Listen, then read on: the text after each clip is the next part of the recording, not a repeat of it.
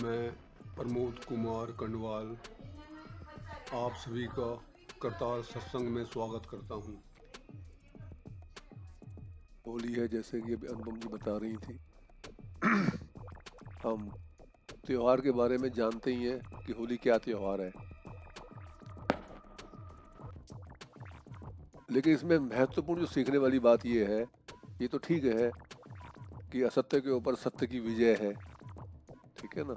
होली का असत्य थी, हिरण्यकश्यप असत्य थे, प्रहलाद सत्य थे, ये तो हम सब जानते ही हैं। तो उसका निचोड़ ये निकलता है कि उसके बाद में रंग का खेल होता है। आप जानते हैं प्राचीन काल से चला आ रहा है, सतयुग का खेल है ये राम जी से पहले की बात है, आपको पता है सतयुग में हुआ था ये। हिरण्यकश्यप बहुत पहले हुए थे, ठीक।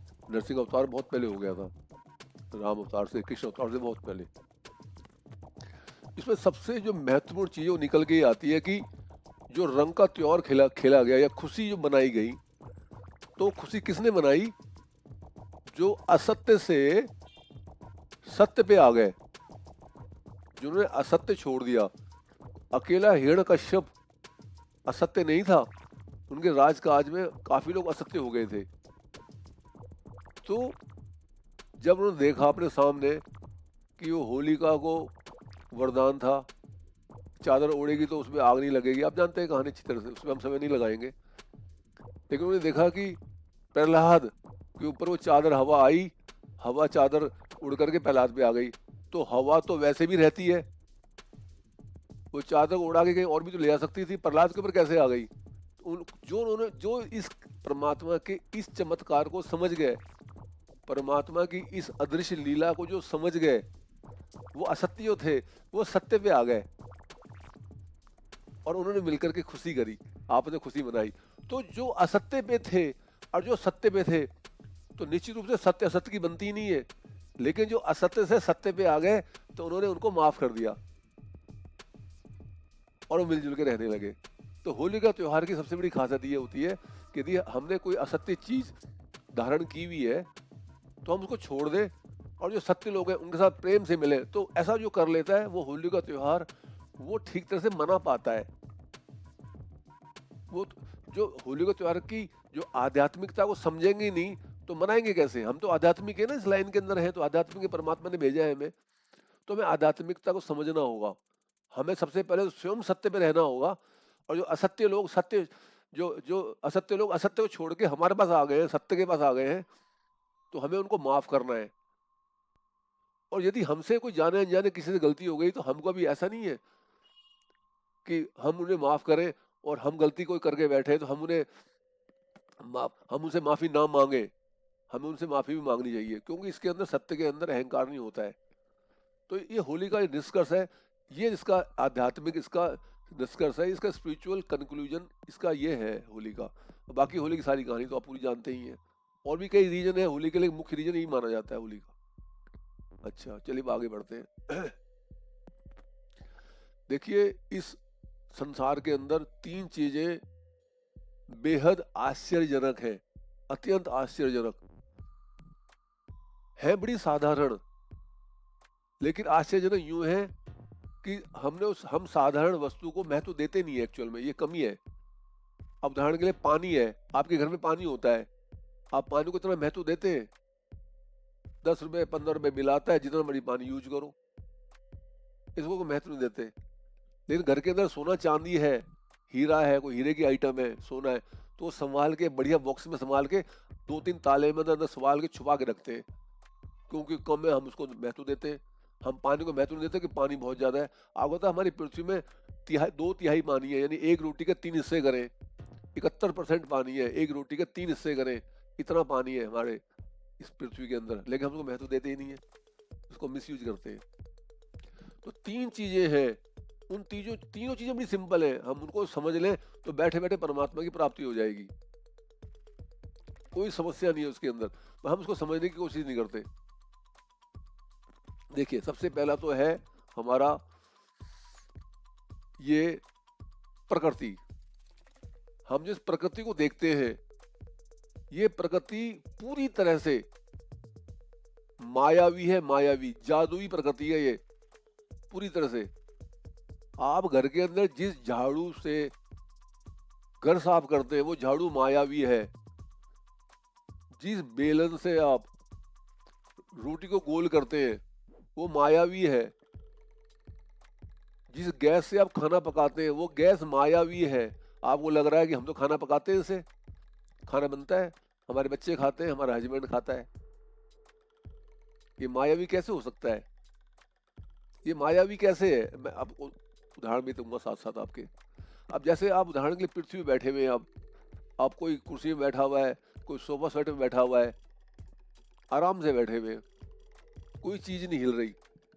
यदि मैं हाथ हिला रहा हूँ तो मैं खुद हिल रहा है मेरा हाथ, अदरवाइज सीधा बैठ जाऊँ तो मेरा हाथ नहीं हिलेगा। आप सीधे बैठे हैं आराम से सबके सब, लेकिन सही मायने में आप 1 सेकंड में 30 किलोमीटर की गति से घूम रहे हैं। 1 सेकंड में 30 किलोमीटर की गति से घूम रहे हैं। किसी को पता चल रहा है? आप इतनी गति से घूम रहे हैं। कहाँ घूम रहे हैं? आकाश के अंदर। ये आप देखते हैं ना, ऊपर सूरज दिख रहा है, चांद दिख रहा है। वो अगर आप चांद पे चले जाओ तो हमको, आप भी नीचे, अगर मान लो कोई चांद पे चले जाता है और आपका बेटा, आपका भाई यहाँ पे है, तो आप देखो आप भाई नीचे है तो ऐसे दिखेगा आपको ऊपर, वो जैसे हमें इसमें चांद ऊपर दिखता है, सूरज दिखता है, हम इस प्रकार से ऊपर है, हम भी ऊपर ही है। हम भी सब ऐसे ही है जैसे चांद है। हम जमीन पे नहीं बैठे हुए, हम बीच में घूम रहे हैं।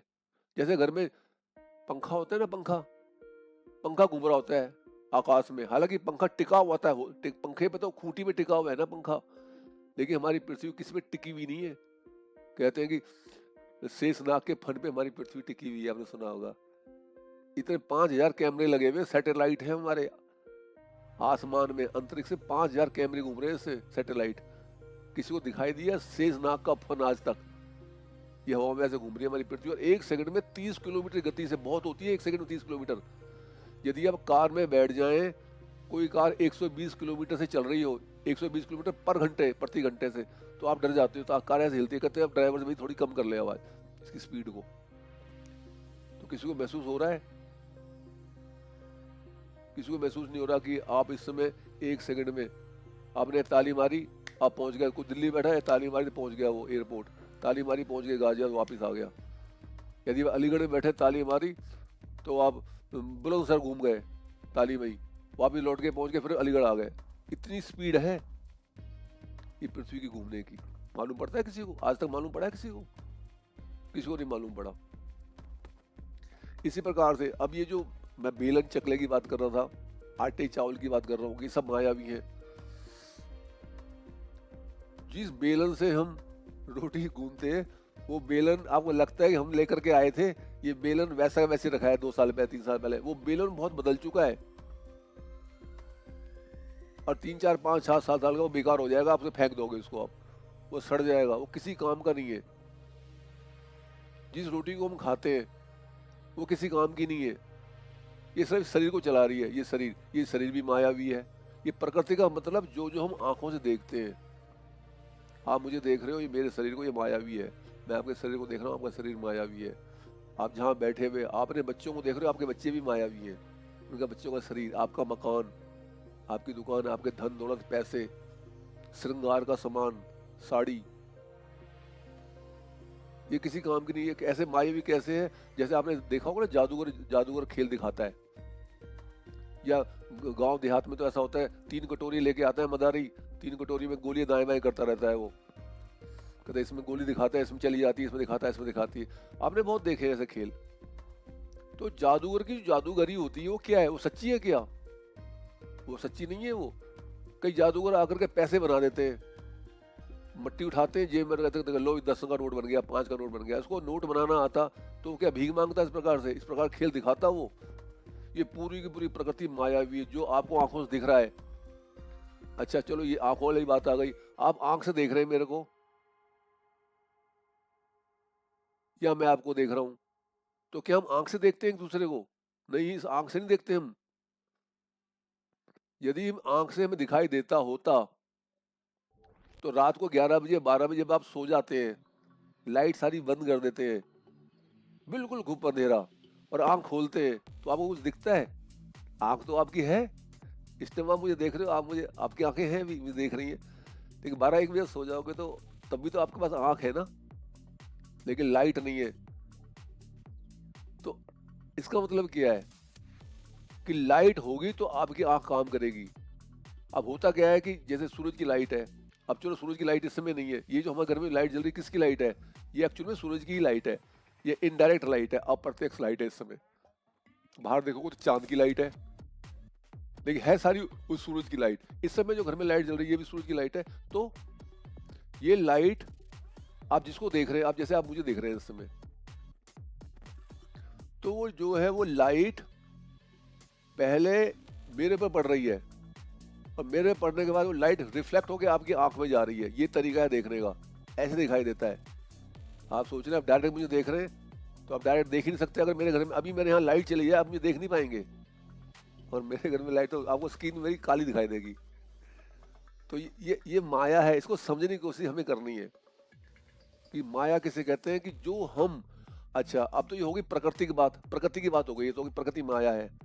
तो हम जो इस प्रकृति के बारे में जो भी बातें करते हैं ना, कुतुब मीनार देख लो जी, कुतुब मीनार सही है, ताजमहल सही है, हम पढ़ाई भी करते हैं, हम सच्ची सच्ची बातें भी करते हैं इसके अंदर। तो जब ये संसारी झूठ है, ये संसारी मायावी है, तो इसमें आप जो भी बातें करते हो सारी झूठ होती है, वो सारी मायावी है। इसमें आप कितना ही सच बोलेंगे इसका कोई अर्थ नहीं है। अब प्रश्न ये है कि हम झूठ बोलना शुरू कर दें? नहीं, इसको समझिए। जो इसको समझ गया वो सत्संग के अंदर वो तर गया, समझो। कोई प्रकृति ही हमारे बीच में सबसे बड़ी बाधा है। हमारे परमात्मा के बीच में एक प्रकृति की ऐसी दीवार है जो हमें भगवान से नहीं मिलने देती। आप इसको समझे बात को, मैं कहना क्या चाह रहा हूँ। यदि किसी दिमाग कोई क्वेश्चन है तो मेरे पूछ सकता है वो। ये हम जो भी बातें करते हैं, एक दूसरे को इंस्ट्रक्शन देते हैं, एक दूसरे को इंस्ट्रक्शन सुनते हैं, ये सारी सारी झूठ है। इस झूठ के अंदर जो सच निकाल ले वो आध्यात्मिक व्यक्ति है। ये सच नहीं है कि 2 में 3 जमा कर दें तो 5 हो जाता है, ये सच नहीं है, ये तो प्रकृति है। मैं स्कूल जाता हूं, ठीक है जाता हूं, लेकिन ये सच नहीं है। जब ये आधार ही, इसका प्रकृति का आधार ही झूठ है, तो हम जो भी बातें कहते हैं वो बातें सब झूठ है। हमने इस झूठ में से सत्य बाहर निकालना है। इस झूठ में सत्य क्या है? इस झूठ में सत्य ये है कि जो जादूगरी, जो जादूगर दिखा रहा है, उसके अंदर जो जादूगर दिखा रहा है वो जादूगर सच है, उसकी जादूगरी सच नहीं है। हम उसकी जादूगरी है, ये प्रकृति जादूगर की जादूगरी है। हम सब के सब जादूगरी में फंसे हुए हैं। हम कोई भी जादूगर में नहीं फंसा हुआ। हमें जादूगरी में रहते हुए हमारी मजबूरी कि हमें जादूगरी में रहना होगा, और जादूगरी में रहते हुए हमें जादूगर को पकड़ना होगा। कब पकड़ेंगे उसको हम? आज पकड़ेंगे या कल पकड़ेंगे? कल करेंगे इस काम को, परसों करेंगे इस काम को, परसों पहचानेंगे परमात्मा को। मेरा मतलब परमात्मा को पहचानने वाली बात कर रहा हूं मैं। आछे दिन पाछे गए, हरिसों क्यों ना हेत, अब पछताए क्या होता है जब चिड़िया चुग गई खेत। अरे अभी समय है, अभी इसी वक्त समय है पहचानने का हमें उस जादूगर को। जादूगरी में नहीं फंसना। जादूगर अपनी जादूगरी में सच जो चीजें दिखाता है सारी सच्ची लगती है आपको, सबको सच्ची लगती है, हाँ सच है, लेकिन वो सच होती ही नहीं है। आपको पता है, आप जानते हो। तो हम इस संसार के अंदर जो भी व्यवहार करते हैं वो सारा व्यवहार झूठ है। उस झूठ के अंदर हमें सच करना है। मैं घर में बता के गया कि मैं यहाँ जा रहा हूँ, लाल किला देखने जा रहा हूँ। सपोज मैं उदाहरण देता हूँ आपको, चलो मैंने बोला घर में मैं लाल किला देखने जा रहा हूँ, और मैं लाल किला नहीं देख पाया किसी वजह से, मैंने कुतुब मीनार देख लिया। लाल किले के आसपास वहां जामा मस्जिद भी है, चलो वहां जामा मस्जिद भी है लाल किले के पास, मैंने जामा मस्जिद देख ली जाकर के। और मैं घर के बता गया मैं लाल किला देखने जा रहा हूँ, देखिए मैं जामा मस्जिद। तो ये सच हो गया, झूठ हो गया? ये झूठ है ही नहीं, कहीं भी नहीं, ये झूठ नहीं है, क्योंकि लाल किला भी झूठा है, जामा मस्जिद भी झूठी है। सत्य क्या है? सत्य क्या है? सत्य यह है कि मैं परमात्मा की याद में हूं। अगर लाल किला, जामा मस्जिद एक मंदिर है, मान लीजिए लाल किला भी एक मंदिर है सपोज उदाहरण के लिए, और जामा मस्जिद मान लो एक मंदिर है, कोई लाल किला के अंदर मोती मस्जिद है, जामा मस्जिद के अंदर पता है नमाज पढ़ी जाती है। या बिरला मंदिर की बात ले लो, चलो आपको इसको धर्म के बारे में समस्या होगी तो हम बिरला मंदिर के नाम से जाते हैं अपने घर से, और बिरला मंदिर ना जाके दूसरे पड़ोस में वो तो बिरला मंदिर लक्ष्मी नारायण का मंदिर है, और मान लो शंकर जी का मंदिर आ गया वहाँ पे, हम उसमें चले गए, नहीं जा पाए, उसके अंदर भीड़ ज्यादा है या नहीं जा पाए किसी वजह से, तो इसे ये कई झूठ में नहीं गिनती होती है इसकी। क्योंकि मंदिर जो है, चाहे वो लक्ष्मी नारायण का मंदिर है चाहे शंकर जी का मंदिर है, दोनों मंदिर झूठे हैं। भगवान मंदिरों में नहीं होता है भगवान मंदिर में जब मालूम पड़ेगा, जब आपको परमात्मा की प्राप्ति हो जाएगी, नहीं तो तब तक आपको मानना पड़ेगा, तब तक मानना पड़ेगा हाँ मंदिर में भगवान है। भगवान तो वहां पे है, डेफिनेटली है, लेकिन उस पत्थर में नहीं है। पत्थर भगवान नहीं है डेफिनेटली, लेकिन वो पत्थर में भगवान वहां पे कैसा है, ये जानकारी, ये ज्ञान संत महात्मा देते हैं। तो इसके अंदर हमें सच क्या है, इसमें सच ये है कि मैं परमात्मा की याद में बाहर जा रहा हूँ, ये बड़ा इंपॉर्टेंट है। ये इंपॉर्टेंट नहीं है कि मैं जामा मस्जिद जा रहा हूँ या लाल किले जा रहा हूँ या मैं शंकर जी के मंदिर में जा रहा हूँ या विष्णु भगवान के मंदिर में जा रहा हूँ, ये बड़ी इंपॉर्टेंट बात है। अभी कितना समय हो गया, 33, 2 मिनट और ले लेते हैं। अच्छा, दूसरी बात, हम 3 बात कर रहे थे ना, दूसरी बात ये मृत्यु लोक है, यहाँ सब मरते हैं, यहाँ सब मरते हैं ना मृत्यु लोक। 3 बातें बताई। पहली बात तो यह कि प्रकृति मायावी झूठ है, इसके अंदर जो भी व्यवहार करते हैं वो सब झूठा है। इसमें सच बोलना, इसमें झूठ बोलना, दोनों बराबर है, दोनों बराबर है। पर हाँ ये बात है, हमें कोई ऐसा झूठ नहीं बोलना कि किसी को कोई नुकसान हो जाए कोई। इसका अर्थ ये नहीं है कि हम झूठ बोलना सूख रहे हैं हम आज से, ऐसा नहीं है। आप सब समझदार हैं, मैं जो कहना चाह रहा हूँ आप उसको समझे। तो पहली बात तो प्रकृति मायावी है। नंबर 2 क्या है कि ये मृत्यु लोग यहाँ सब के सब मरते हैं, यहाँ पे सबकी मृत्यु हो जाती है, चाहे पशु है, चाहे पक्षी, चाहे आदमी है, चाहे ऋषि मुनि, चाहे संत है, सब मरते हैं ना। पर सही मायने में इसके अंदर कोई मरता नहीं है, ये दूसरा आश्चर्य है।